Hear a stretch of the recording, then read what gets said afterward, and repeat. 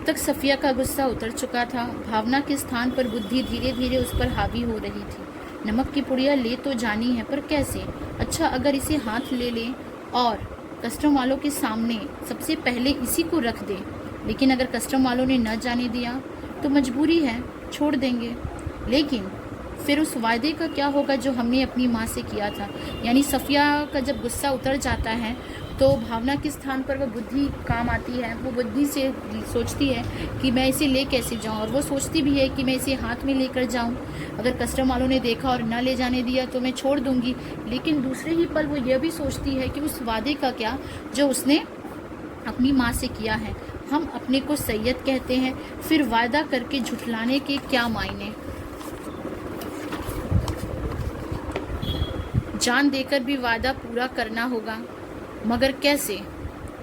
अच्छा, अगर इसे कीनुओं की टोकरी में सबसे नीचे रख लिया जाए तो इतने कीनुओं के ढेर में भला कौन इसे देखेगा? और अगर देख लिया? नहीं जी, फलों की टोकरियां तो आते वक्त भी किसी की नहीं देखी जा रही थी। उधर से केले, इधर से कीनू, सभी ला रहे थे, ले जा रहे थे। यही ठीक है, फिर देखा जाएगा। तो वो सोचती है कि अगर वो नहीं ले जाने देते हैं कस्टम वाले तो वो क्या करेगी। तो उसने सोचा कि इसे कीनुओं की टोकरी के नीचे रख देते हैं, क्योंकि फलों की तो कोई देख करता नहीं है, तो निकल जाएगा वो भी।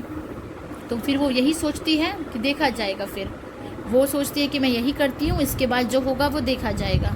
उसने कीनू कालीन पर उलट दिए, टोकरी खाली की और नमक की पुड़िया उठाकर टोकरी की तह में रख दी।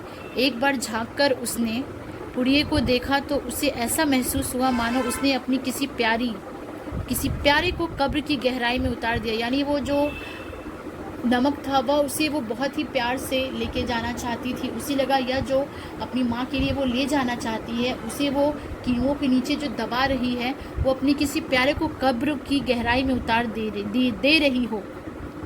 कुछ देर उकड़ू बैठी, वह पुड़िया को ताकती रही और उन कहानियों को याद करती रही जिन्हें वह अपने बचपन में अम्मा से सुना करती थी, जिनमें शहजादा अपनी रान चीरकर हीरा छिपा लेता था और देवों, खौफनाक भूतों तथा राक्षसों के सामने से होता हुआ सरहदों से गुजर जाता था। इस माने में ऐसी कोई तरकीब नहीं हो सकती थी, वरना वह अपना दिल चीरकर उसमें यह नमक छिपा लेती। उसने यह आह भरी, यानी उसे बुरा लग रहा है कि वो इस तरह से इस चीज़ को लेकर जा रही है जो कि गलत है, क्योंकि उसकी नज़र में यह गलत नहीं है।